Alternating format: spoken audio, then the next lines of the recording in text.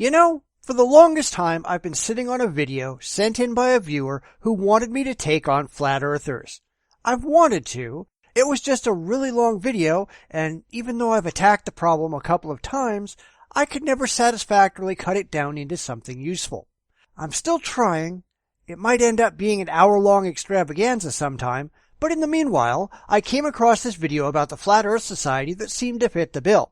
It's short, it's crazy, and hey, people like this still apparently exist in the world. Who knew?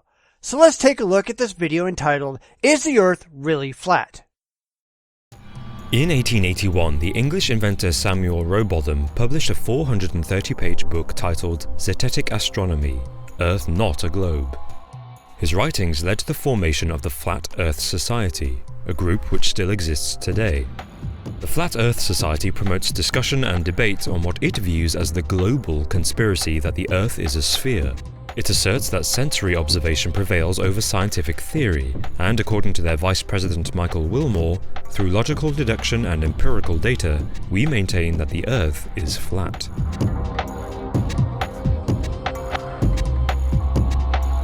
Well, that's not really a good explanation of where the Flat Earth Society came from.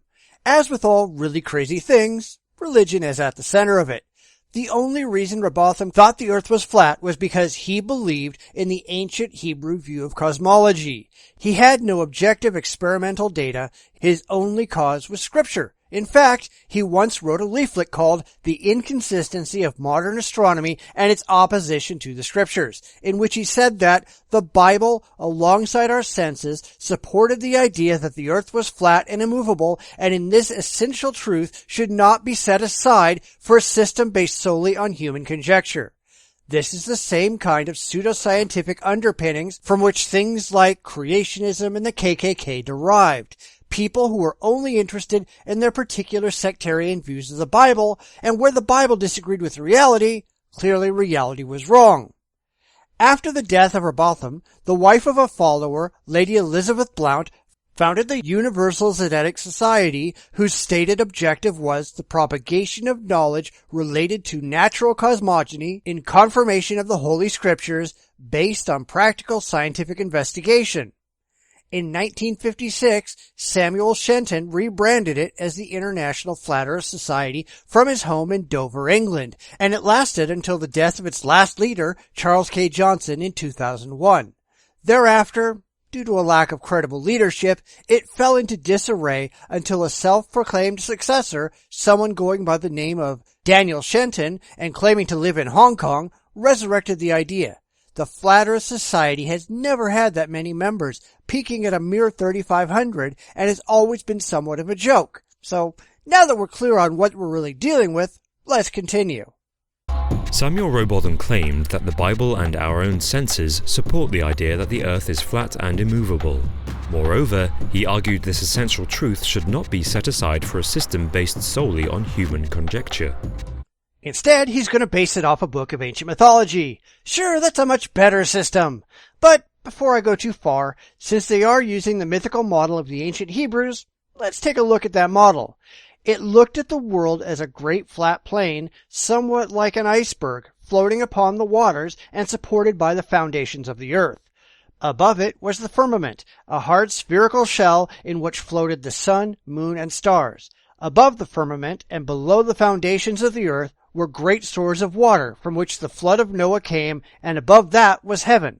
If you read the Genesis creation and flood accounts, this is exactly the kind of view that is espoused and clear evidence that the ancient Hebrews were scientifically ignorant about the world around them. Of course, religious zealots, like the people in the Flat Earth Society, cannot accept that the Bible can ever be wrong, thus they have to take the crazy conspiracy route, which we will explore more in a minute. So how do these conspiracy theorists believe our flat world works?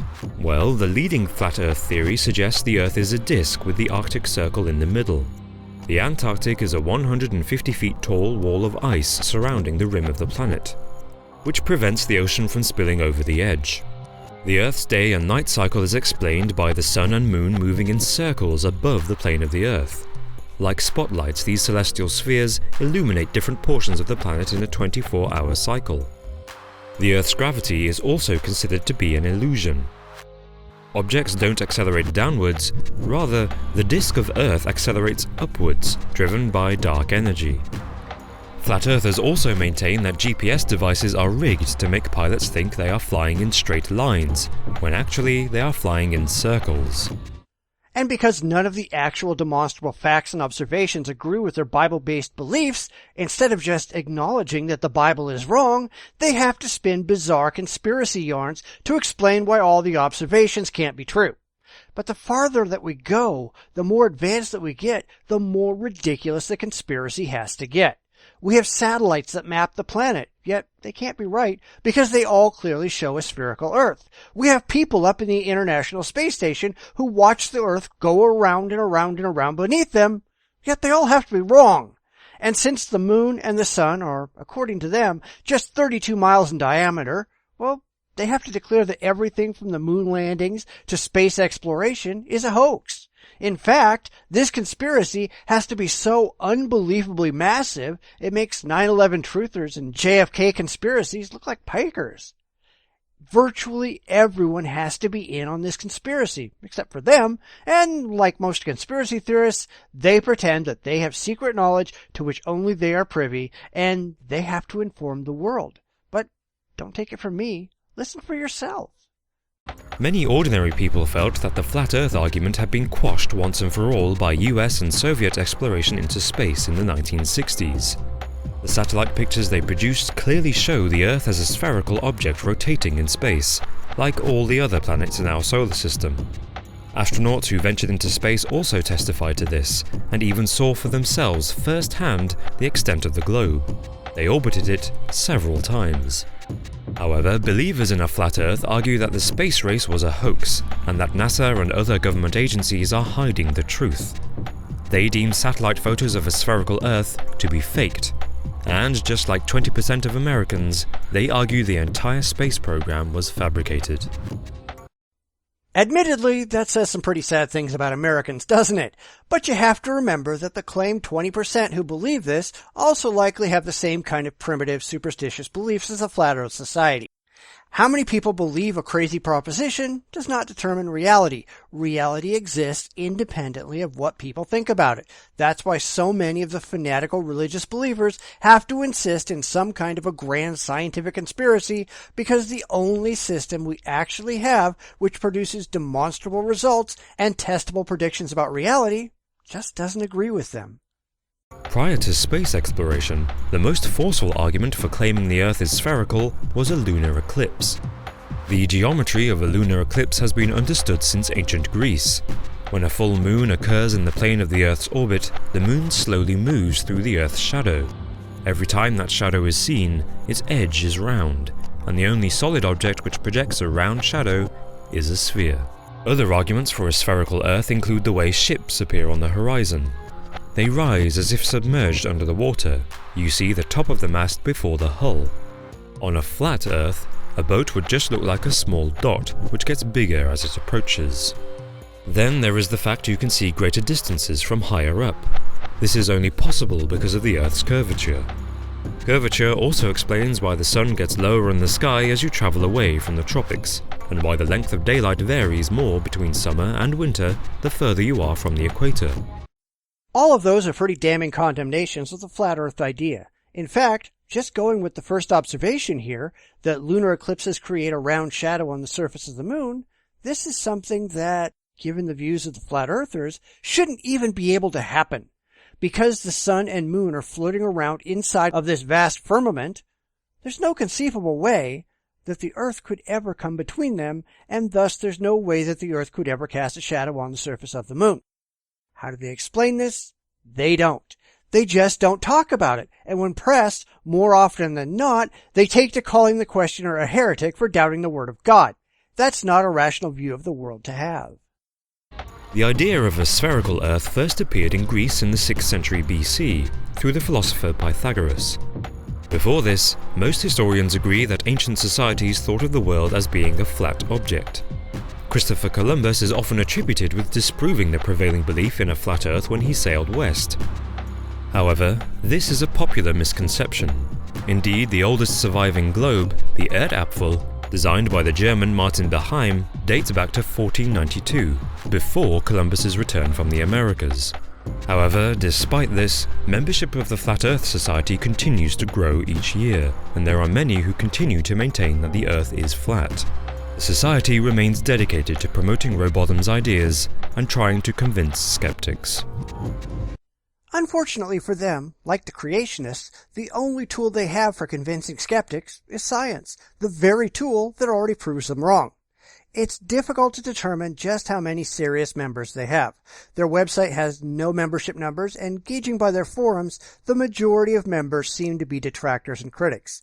I find it unlikely that they have more than maybe a few thousand members worldwide. From everything that I've seen, they are still as much of a laughingstock today as they ever were, especially in an increasing secular world where religious beliefs of any kind are becoming more rare, but especially when it comes to the more fanatical and fundamentalist beliefs. Science has done away with any credibility of the flat earth idea, and those few believers that still remain are outliers, not a growing demographic. These are not people who are very bright.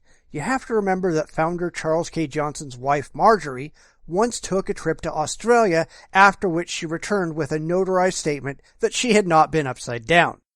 That's the mindset of these people. But like the Hollow Earth movement, which has since gone virtually extinct, Flat Earthism is headed in the same direction, just as all literalist religious belief is. And when it goes, nobody will miss it, except perhaps for the laughs it provides.